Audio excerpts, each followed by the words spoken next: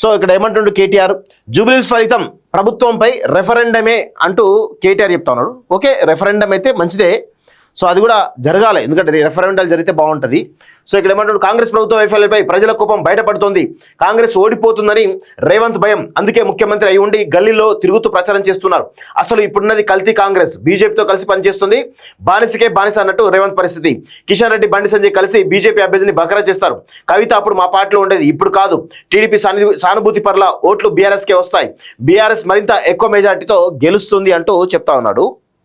So ఇక్కడ విషయం ఏంటి అంటే, జూబ్లీహిల్స్ ప్రజలు అది అర్బన్ ఏరియా ఎప్పుడు కూడా అధికార పార్టీ వైపు మొగ్గు చూపే అవకాశం ఉంటుంది. సరే, కాంగ్రెస్ ప్రభుత్వం పైన వ్యతిరేకత చూపించచ్చు కాక, కానీ మెజారిటీగా మీరు రాసి పెట్టుకోండి, గత 30-40 సంవత్సరాలుగా అధికార పార్టీ ఏ పార్టీ ఉంటేనే జిహెచ్ఎంసీ ఓటర్లంతా కూడా అధికార పార్టీ వైపే మొగ్గు చూపుతారు, ఎందుకంటే డెవలప్మెంట్ కోసమే చూస్తారు జనరల్ ఎవరైనా కానీ. సో ఇప్పుడు జూబ్లీహిల్స్ ప్రజలు కూడా డెవలప్మెంట్ కోసమే అధికార పార్టీకి ఓటేయడానికి అవకాశాలు ఎక్కువగా మొగ్గు చూపుతారని చెప్పేసి మనం కూడా కొన్ని ఏరియాలలో మనం చూడడం జరిగింది. సో వాస్తవంగా ఒకవేళ బీఆర్ఎస్ గెలిస్తే రెఫరెండం కిందనే మనం చెప్పొచ్చు ఈ కాంగ్రెస్ పార్టీ పరిస్థితి ఎట్లా ఉంది అనేది చాలా స్పష్టంగా అర్థమవుతుంది. సో దానిలో బీఆర్ఎస్ పార్టీ ప్రభుత్వ వైఫల్యాలను చాలా స్పష్టంగా ప్రజల్లోకి తీసుకుపోతున్నమాట వాస్తవం. సో దాన్ని ప్రజలు నమ్మితే బీఆర్ఎస్ కోటేస్తారు, నమ్మకపోతే కాంగ్రెస్ కోటేస్తారు. గతంలో కూడా దుబ్బాక బై ఎలక్షన్ కావచ్చు, లేకపోతే ఇటు హుజరాబాద్ ఎలక్షన్ కావచ్చు, అప్పుడు కూడా ప్రభుత్వ రిఫరెండమే, అప్పుడు కూడా ప్రభుత్వం పైన వ్యతిరేకత ఏదైతుందో బయటపడ్డది. ఆ రోజు రఘునందన్ కానీ ఈటల రాజేందర్ కానీ గెలవడం జరిగింది. సో అప్పుడు కూడా ఇదే పరిస్థితి అని చెప్పొచ్చు. కానీ ప్రభుత్వాలు ఏ ఉన్నప్పటికీ కూడా ఇక్కడ కేటీఆర్ లాంటి ఇలాంటి కొంత స్వార్థపరులు కావచ్చు, లేకపోతే అహంకార వాళ్ళు ఎవరైతే ఉన్నారో వీళ్ళందరూ చేస్తున్నటువంటి ప్రయత్నాలు, ముఖ్యంగా కేటీఆర్ అంటే ఒక పెద్ద అహంకారి. సో ఇప్పుడు ఏం చేస్తాడు, ఒకవేళ బీఆర్ఎస్ కనుక గెలిస్తే 100% ఇక్కడ పెద్ద దెబ్బ ఎవరికి తెలుసా, బీఆర్ఎస్ కనుక ఈ జూబ్లీస్ ఎన్నికల్లో గెలిస్తే బీజేపీకి పెద్ద దెబ్బ, రాసి పెట్టుకోండి. ఎందుకంటే కాంగ్రెస్ను కొట్టడం చాలా ఈజీ బీజేపీ, కానీ ఇక్కడ ప్రాంతీయవాదంతో బలపడినటువంటి బీఆర్ఎస్ పార్టీ, ప్రాంతీయ పార్టీ అని చెప్పొచ్చు, అది జాతీయ పార్టీ అని చెప్తున్నప్పుడు కూడా అది ప్రాంతీయ పార్టీ, తెలంగాణకి పరిమితం అయిపోయింది. సో ఈ ప్రాంతీయ పార్టీని కొట్టడం బీజేపీ వల్ల కాదు, అది గుర్తుపెట్టుకోండి. ఎందుకంటే ఇక్కడ స్థానికంగా ఆల్రెడీ తెలంగాణ ఉద్యమం అనేది గత 50-60 ఏళ్ళుగా ఒక బలమైనటువంటి పునాదులు వేసుకొని బలమైనటువంటి వాదాన్ని బలపరుచుకున్నటువంటి తెలంగాణ సెంటిమెంట్ అనేది అంత ఈజీగా ఇక్కడ జాతీయవాదంతో వచ్చేటువంటి పార్టీలు ఎదుర్కొంటాయని చెప్పేసి నేను అనుకోలేను. ఎందుకంటే గత 70-80 సంవత్సరాలుగా ఇక్కడ తెలంగాణ సాయుధ రైతాంగ పోరాటం నుంచి మొదలుకుంటే మొన్నటి 2014 వరకు కూడా బలమైనటువంటి ఉద్యమ పునాదులు ఉన్నాయి ఇక్కడ. సో ప్రజలు చైతన్యవంతులుగా ఉన్నారు. ఇక్కడ ప్రాంత అభివృద్ధి కోసం ఇక్కడ ఎన్నో పోరాటాలు జరిగినాయి. ఆ ప్రాంత అభివృద్ధి కోసం ప్రజలందరూ ఎదురుస్తూ ఉంటారు. అందుకే దేశంలో ప్రతి రాష్ట్రం డిఫరెంట్ ఉంటుంది, అందులో ప్రత్యేకమైనటువంటి శైలి తెలంగాణకు ఉంటుంది. సో ఇప్పుడు భారతీయ జనతా పార్టీ చేయాల్సినటువంటి పని ఏంది అంటే 100% వాళ్ళు సస్టైన్ కావాలి. రాబోయే రోజుల్లో బీజేపీ కనుక అధికారంలోకి రావాలి అనుకుంటే 100% ఇక్కడ బీఆర్ఎస్ ఓడిపోవాలి. లేదనుకోండి ఏమవుతుంది, ఇప్పుడు జనరల్గా నేను కొంత మూడ్ చూస్తూ ఉన్నాను, బీజేపీలో ఉన్నటువంటి సెకండ్ క్యాడర్ కొంతమంది కొన్ని ఒక 10-20% బీజేపీ శ్రేణులు బీఆర్ఎస్కు ఓటేద్దామని అనుకుంటున్నారు.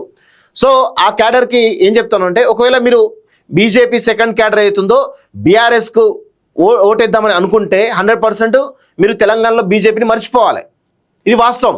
ఎందుకు అంటే బీజేపీ కాంగ్రెస్ కొట్టడం ఈజీ, కానీ బీజేపీ బీఆర్ఎస్ కొట్టడం అంత ఈజీ కాదు. ఇప్పటికే 2024 ఏప్రిల్లో జరిగినటువంటి ఎంపీ ఎన్నికల్లో బీజేపీ వర్సెస్ కాంగ్రెస్ ఫైట్ ఉంది. 8 ఎంపీ సీట్లు బీజేపీకి వచ్చినాయి, 8 ఎంపీ సీట్లు కాంగ్రెస్కి వచ్చినాయి, 1 ఎంఐఎంకి వచ్చింది. సో ఆ తర్వాత బీజేపీ వర్సెస్ కాంగ్రెస్ ఫైట్ బలంగా ఉంటుంది అనుకున్న సమయంలో అనూహ్యంగా బీఆర్ఎస్ పార్టీ ఇటు కేటీఆర్ కావచ్చు, హరీష్ రావు కావచ్చు, ఫెరోషియస్గా ఈరోజు ప్రభుత్వం చేస్తున్నటువంటి ప్రతి తప్పిదాన్ని కూడా ప్రజల్లోకి తీసుకుపోయి ఈరోజు ప్రధానమైనటువంటి ప్రతిపక్షం మేమే అని చెప్పేసి బలంగా చాటుకుంటూ ఈరోజు జూబ్లీస్ ఎన్నికల్లో కూడా వాళ్ళ సత్తా చాటుతున్న విషయం వాస్తవం. సో ఈ క్రమంలో భారతీయ జనతా పార్టీ వాళ్ళ అంతర్గతమైనటువంటి విభేదాలతోటి, సో కొంతమంది నాయకుల మధ్య జరుగుతున్నటువంటి మధ్య డిఫరెన్స్ ఏవైతున్నాయో అవి బలంగా తారాస్థాయిలోకి పోవడం వల్ల ఈరోజు బీజేపీ చేతికిలబడ్డది. సో ఈ క్రమంలో ప్రజలకు ఆల్టర్నేటివ్ బీఆర్ఎస్ అనేది ఒక ప్రగాఢంగా నమ్ముతున్నటువంటి ఈ సమయంలో జూబ్లీస్ ఎన్నిక గనక బీఆర్ఎస్ గెలిస్తే 100% బీజేపీని తెలంగాణలో మర్చిపోవాలి. ఇది 100% వాస్తవం. సో ఈ క్రమంలో మరి బీజేపీ శ్రేణులు ఏం ఆలోచిస్తుందో తెలియదు, కానీ మొత్తానికైతే కొంతమంది సెకండ్ గ్రేడ్ కావచ్చు సింపథైజర్స్ ఎవరుతున్నారో బీఆర్ఎస్ కోటేద్దామని దాంట్లో ఉన్నట్టు తెలుస్తోంది. దయచేసి అది మీ కర్మ. బీజేపీ కనుక రాబోయే రోజుల్లో తెలంగాణలో అధికారం రావాలి అంటే బీఆర్ఎస్ ఓడిపోవాలి, లేదంటే మాత్రం 100% బీఆర్ఎస్ గెలిస్తే మాత్రం బీజేపీకి పుట్టగతులు ఉండవు తెలంగాణలో. ఇది మాత్రం 100% వాస్తవం. సో ఇక్కడ ఏమంటారు, కాంగ్రెస్ ఓడిపోతుందని రేవంత్ భయం అట. కాంగ్రెస్ ఓడిపోతుందని రేవంత్ భయం, బీఆర్ఎస్ ఓడిపోతుందని నీ భయం. ఎందుకంటే రేపు బీఆర్ఎస్ ఓడిపోయింది అనుకోండి, ఇక ఈయన కేటీఆర్ అనే వ్యక్తి 100% రాసి పెట్టుకోండి, తెరపైకి హరీష్ రావు వస్తాడు. హరీష్ రావు ఆల్టర్నేటివ్ పాలిటిక్స్ చేయడానికి సిద్ధమవుతున్నాడు. సో ఆల్రెడీ మేము కూడా నిన్న మనం కలవడం జరిగింది, జనరల్గా వాళ్ళ ఫాదర్ చనిపోతే కలవడం జరిగింది. సో ఆయన గురించి కూడా మేము ఎప్పటి నుంచో 2006 నుంచి మేము ఆయన దగ్గరగా చూస్తున్నాం. సో ఇక్కడ ఏమవుతుందంటే తెలంగాణలో బీఆర్ఎస్ పార్టీలో ఈ కేటీఆర్ యొక్క నాయకత్వం పైన విమర్శలు వచ్చే అవకాశం ఉంటుంది. ఆయన నాయకత్వాన్ని, ఆయన అహంకారం అని చెప్పేసి మెజారిటీ క్యాడర్ కూడా ఈరోజు దూరం ఉంటా ఉన్నది. సో ఆయన నాయకత్వాన్ని యాక్సెస్ చేస్తలేరు. ఈ క్రమంలో జూబ్లీస్ ఎన్నికలు ఓడిపోతే 100% కేటీఆర్ను కాదని ఈరోజు హరీష్ రావుని పార్టీ ఓన్ చేసుకునే అవకాశం ఉంటుంది. సో పార్టీ ఉన్నట్టు క్యాడర్ అంతా కూడా హరీష్ రావు వైపు మొగ్గు చూపడానికి అవకాశం అయితే చాలా స్పష్టంగా కనబడతా ఉంది. సో అందుకే ముఖ్యమంత్రి అయ్యి ఉండి గల్లీలో తిరుగుతూ ప్రచారం చేస్తారు. తప్పేమున్నది? ఒక ముఖ్యమంత్రి మీ అయ్యలాగా కేసీఆర్ లాగా ఫామ్ హౌస్లో పడుకోవాలా? ఫామ్ హౌస్లో పడుకొని రాజకీయం చేయాలనా? ఆయన లీడర్ పై ప్రజల్లో ఉంటాడు కాబట్టి ప్రజలు తిరుగుతాడు. తప్పేమున్నది? నీకు చేత కాదు, మీ అయ్యకు చేత కాదు, మీ ఇద్దరికి ఎట్లాగో ప్రజల్లో తిరిగే చేత కాదు. ప్రజలు ఎప్పటికప్పుడు మాయమాటలు చెప్పాలి, పిట్టల ధర ముచ్చట్లు చెప్పాలి, మభ్య పెట్టాలి, అధికారులు రావాలి, అధికారాలను పెంచాలి. ఇదే కదా మీరు చేసేది. ఆయన ప్రజల్లో తిరుగుతున్నారు. తప్పేమున్నది? ప్రజల్లో తిరగడం వల్ల ప్రజల యొక్క సమస్యలు ఏంటి, ఆ గల్లీలో ఏం జరుగుతుంది, రోడ్ షోలు తిరిగడం వల్ల ఆ రోడ్ షోలో భాగంగా అక్కడ రోడ్లు బాగున్నాయా, డ్రైనేజ్ బాగున్నాయా, ప్రజలు ఏమనుకుంటారో తెలిసే అవకాశం ఉంటుంది. నాయకుడు ఎప్పుడు ప్రజల్లో ఉండాలి. మీలాగా ఫామ్ హౌస్లో ఉండొద్దు, మీలాగా ఫామ్ హౌస్లో జల్సాలు చేయొద్దు. ప్రజల్లో ఉంటేనే ప్రజల సమస్యలు తెలుస్తాయి. అది గుర్తుపెట్టుకోవాలి. అసలు ఇప్పుడున్న కల్తీ కాంగ్రెస్ ఏం కాంగ్రెస్, కల్తీ కాంగ్రెస్ అయితే మరి మీరు బీఆర్ఎస్ ఏమన్నా సొక్కం పూస బీఆర్ఎస్?